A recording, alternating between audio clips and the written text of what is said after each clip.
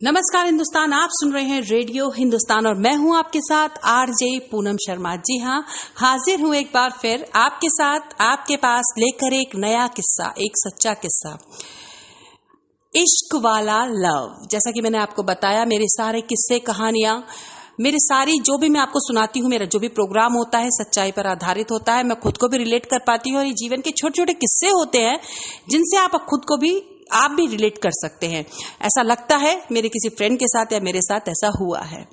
तो आज मैं बात कर रही हूँ नितिन झा और निशा तोमर की, उनकी इश्क की, उनकी प्यार की कहानी की। निशा और नितिन 11th क्लास में थे। 11th क्लास में ही उनकी दोस्ती इतनी मजबूत हो गई थी, दोस्ती से थोड़ा सा आगे बढ़ गई थी और उन्होंने साथ जीने मरने की जैसे कसम खा ली थी। अभी बचपने का प्यार था, लेकिन उन्हें ये जिंदगी के मतलब, ये जिंदगी के मायने, ये जीवन अब कुछ कुछ समझ में आने लगा था। तो उन्होंने कोशिश यही करी एक दूसरे को समझने की, उससे बात करने की, और एक दूसरे को दिल दे बैठे और एक दूसरे से वादा कर बैठे कि हम साथ जिएंगे, साथ मरेंगे और इस तरह से। लेकिन उन्होंने ये भी कहा आपस में, एक ये भी निर्णय लिया दोनों ने कि पहले हम अपनी पढ़ाई पर, अपनी करियर पर ध्यान देंगे। अभी भी अपने माता पिता का, हमारे करियर की वजह से उनका सर झुकने नहीं देंगे, पहले हम अपने खुद के ऊपर ध्यान देंगे। और यही हुआ। दोनों ने 11th में बहुत अच्छे मार्क्स लिए, दोनों ने 12th में बहुत अच्छे मार्क्स लिए और अपने अपने रैंक के हिसाब से उन्होंने अपना अपना कॉलेज चुना और अपनी पढ़ाई आगे वो करने लगे। निशा भी अपनी पढ़ाई में व्यस्त थी, समय देती थी। नितिन को भी जब समय मिलता था निशा के पास जाता था, समय देता था। दोनों बच्चे अपनी अपनी पढ़ाई में लग गए कि नितिन की ग्रेजुएशन कंप्लीट होती है, इधर निशा की ग्रेजुएशन कंप्लीट होती है। निशा को अभी थोड़ा और समय चाहिए होता है कि उसको अभी जॉब करने में या अभी इसको समझने में थोड़ा सा और समय उसको पढ़ाई के लिए भी चाहिए होता है।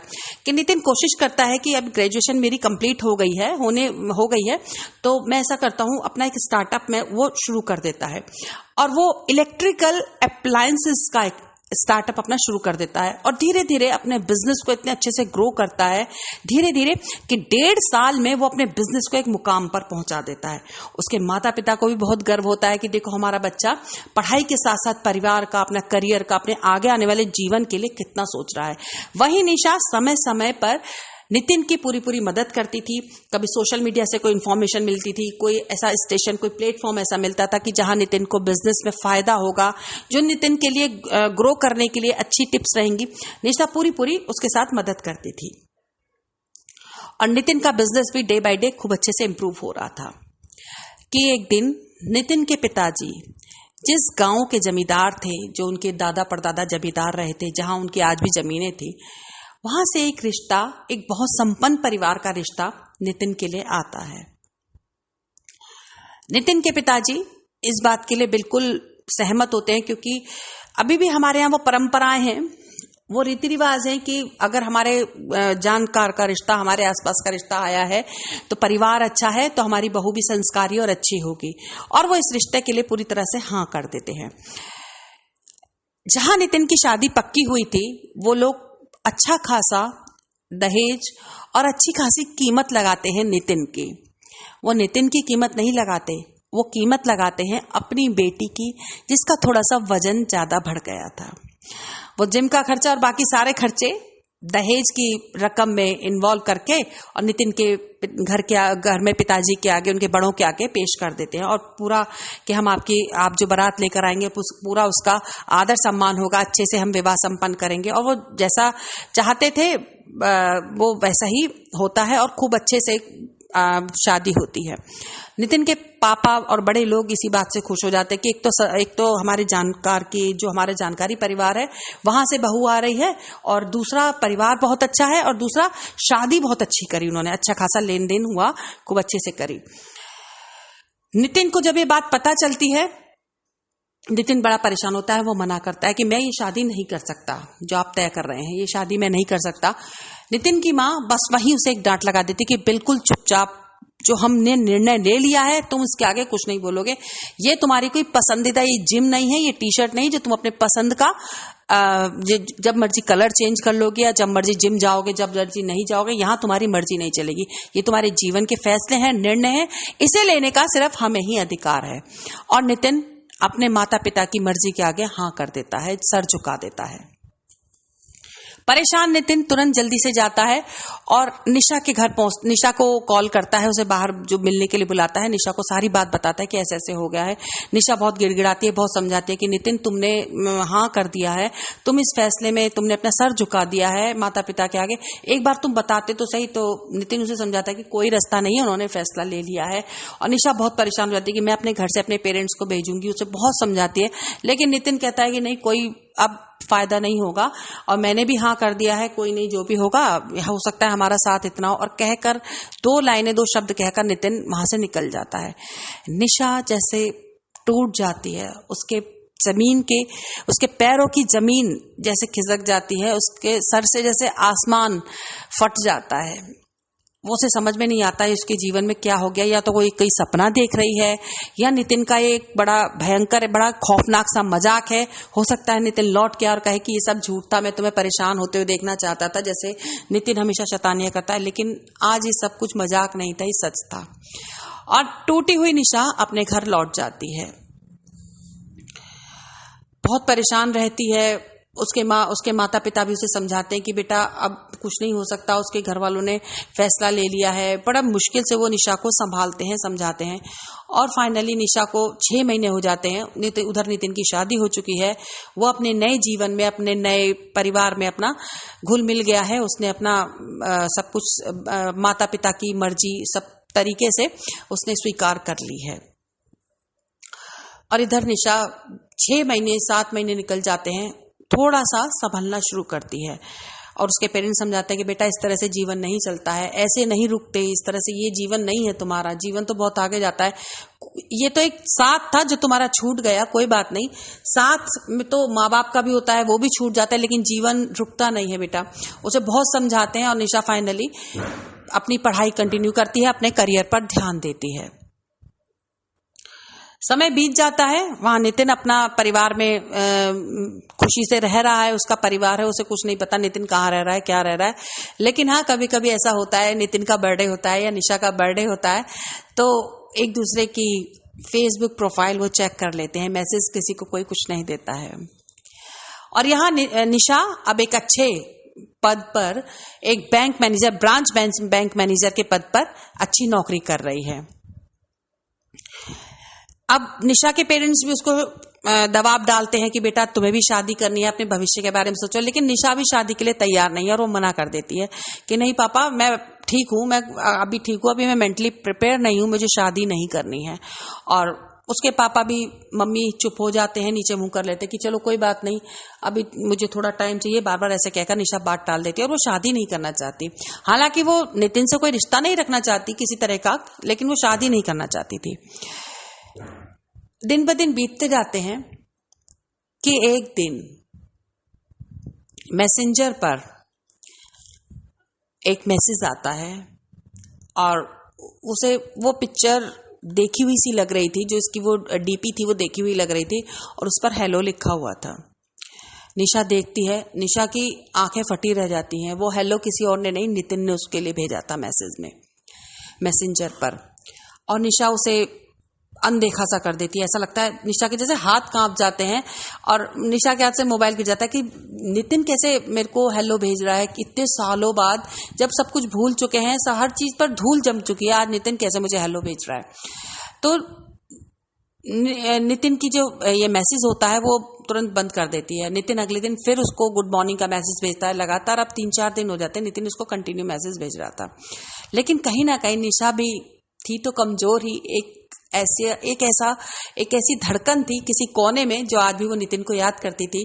उसकी वॉल पर, फेसबुक वॉल पर जाकर उसके पेज को देखती थी कि क्या ऐसे चल रहा है, उसकी फैमिली लाइफ है। पिक्चर्स, बहुत फोटोज जो होती है, पिक्चर्स होती हैं, वो कहानी काफी हद तक बयां कर देती हैं। वही निशा करती थी कि निशा ने भी आज गुड मॉर्निंग का जवाब दिया और बस इतना ही कहकर और वो अपने काम में व्यस्त हो गई। अब एक मैसेज आता है 2 दिन बाद, जिसमें फोन नंबर होता है कि निशा प्लीज मुझे कॉल करो, मुझे तुमसे बहुत जरूरी बात करनी है। निशा पहले तो अवॉइड करती है, खुद को बहुत संभालती है। फिर 1-2 दिन बाद फिर मैसेज आता है कि निशा प्लीज मुझे कॉल करो, मुझे तुमसे बात करनी है। अब निशा उस फोन नंबर को डायल जब कर रही थी तो उसकी उंगलियां कांप रही थी और हिम्मत करके वो डायल कर देती है नंबर। इधर निशा बिल्कुल चुपचाप बैठी हुई थी, उधर से एक दबी सी आवाज, हल्की सी आवाज आ रही थी, हेलो करके। और दोनों में धीरे से धीरे आगे बात बढ़ती है, धीरे धीरे, और बात शुरू होती है कि निशा मुझे तुमसे मिलना है और मुझे तुमसे बहुत सारी बातें करनी है। मैं जीवन के इस पड़ाव पर हूँ, मैं इस वक्त बहुत परेशान हूँ और मुझे एक ऐसे दोस्त की जरूरत है, एक ऐसे साथी की जरूरत है जो मेरी बात सुन ले, जो मुझे पुराने नितिन की तरह दोबारा से समझे। पहले तो निशा कुछ समझ नहीं पाती, लेकिन हाँ फिर कुछ टाइम बाद यही सिलसिला चलता है, नितिन का कंटिन्यू फोन आता है और निशा एक दिन फैसला करती है उससे मिलने का कि ठीक है। और निशा अपनी गाड़ी लेकर जहां वो लोग डिसाइड करते हैं उस पॉइंट पर पहुंच जाती है, नितिन को पिक करती है और वो लोग बैठते हैं, बातें करते हैं कि नितिन पहले वाला नितिन नहीं रहा था, अब एक गंभीर, एक सीरियस नितिन बन चुका था। जो बात बात पे हंसना, जो पहले जो कॉलेज टाइम पे, जो स्कूल टाइम पे जो हंसी मजाक हुआ करता था, वो सब अब खो चुका था। एक गंभीर नितिन सामने बैठा हुआ था। वो अपनी सारी कहानी बताता है। कोविड का टाइम था, उसके फादर एक्सपायर कर गए, बिजनेस बिल्कुल बर्बाद हो गया, जीरो पे आ गया। अब इतना परेशान है कि रोज के खर्चे भी वो नहीं चला पा रहा है, समझ में नहीं आ रहा है वो क्या करे क्या ना करे, और अपनी परेशानियां वो कहता रहा। कुछ परेशानियां आंखों से बह रही थी, कुछ उसके शब्द बयां कर रहे थे, थी वो सच्चाई, सब सच्चाई थी। जो सच बोलता है, सच्चे शब्द पता चल जाते हैं कि सच्चाई कितनी है और बनावट कितनी है। निशा चुपचाप मुंह पर हाथ रखे उसकी सारी बातें सुन रही थी। वो हाँ ना का जवाब भी नहीं दे पा रही थी, लेकिन नितिन को ध्यान से समझ रही थी, क्योंकि उसे आदत थी नितिन को काफी हद तक समझने की। भले ही कुछ सालों का टाइम हो गया था बीच में, कि काफी साल बाद वो लोग मिले थे, कुछ गैप हो गया था, लेकिन हाँ वो नितिन को अब समझ रही थी कि नितिन कितनी परेशानी में है, वो क्या कहना चाहता है। और दोनों बात करते रहे कि वहां से निशा उठ जाती है और कहती है चलो जहां तुम्हें जाना है मैं ड्रॉप कर देती हूँ। नितिन भी चुपचाप पीछे पीछे चल देता है और यही होता है, निशा अपनी गाड़ी में उसे लेके जाती है और उसे जहां वो चाहता है वहां ड्रॉप कर देती है। नितिन को बड़ा अचंभा सा लगता है कि निशा कुछ बोलोगी नहीं, कुछ पूछोगी नहीं, लेकिन निशा अब कुछ भी नहीं बोलती और ड्रॉप करते वक्त बस एक ही लाइन बोलती है, नितिन कभी भी पैसे की जरूरत पड़े मुझे बता देना, मुझे फोन कर देना, लेकिन मिलने की कोशिश दोबारा मत करना। तुमने जो निर्णय लिया था, जो फैसला लिया था, तुम उसी पर रहो, वो सही था तुम्हारे लिए, इसीलिए मुझसे कभी मिलने की कोशिश मत करना, लेकिन हाँ जो मुझसे हेल्प होगी, जो मदद होगी, वो पूरी पूरी तुम्हारी करूंगी। और कहकर निशा तेजी से गाड़ी लेकर आगे निकल जाती है। तो ये भी एक इश्क वाला लव है, ये भी एक आईना है, ये भी एक दर्पण है, इश्क का एक तरीका है, ये भी एक हिस्सा है, ये भी इश्क करने का। उस वक्त जब नितिन ने फैसला लिया था कि एक बार वो अगर सच में वो चाहता तो एक बार अपने माता पिता के आगे बात सही तरीके से रख सकता था, कुछ समय मांग सकता था।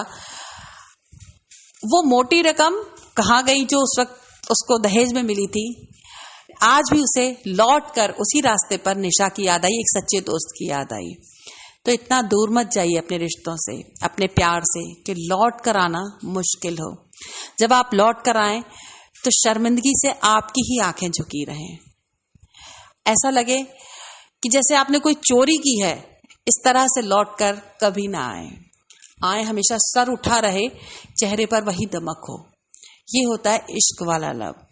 बाकी तो सब मतलब का क्या करना, मतलब ही दुनिया है, लेकिन आप किसी एक रिश्ते में तो ईमानदार रहें, किसी एक के साथ। तो आप जिससे भी प्यार करते हैं, जिसके साथ भी प्यार करते हैं, आपके ऑफिस का कुलीग हो सकता है, कोई रिश्ते में आपके साथ ऐसा हो सकता है, आप उसके साथ ईमानदार रहें, जिसके साथ भी रहे ईमानदार रहें। लेकिन ऐसा नहीं कि आपने यहां भी बेईमानी करी, वहां भी बेईमानी करी, हिसाब सब आपको देना पड़ेगा। ये दुनिया बहुत बड़ी है, बहुत बड़ी है, लेकिन आपस में ना जो सड़कें हैं ना, एक दूसरे से कनेक्ट होती रहती है, मिलती रहती हैं।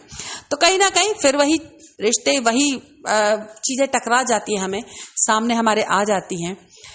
तो जब वो चीजें टकराएं, वो सामने आए, तो आपका सर उठा होना चाहिए। ऐसा नहीं कि आपने कोई चोरी की है, आप कोई चोर हैं। खुद को ही आप झुका हुआ महसूस कर रहे हैं। तो ये थी कहानी नितिन झा और निशा तोमर की। इसी तरह के और सच्चे किस्से लेकर मैं आपके साथ दोबारा हाजिर होंगी। आप करते रहे काम, सुनते रहे रेडियो हिंदुस्तान, और हाँ, खास बात, पेड़ लगाएं, सबको बताएं, पानी बचाएं, सबको बताएं। धन्यवाद।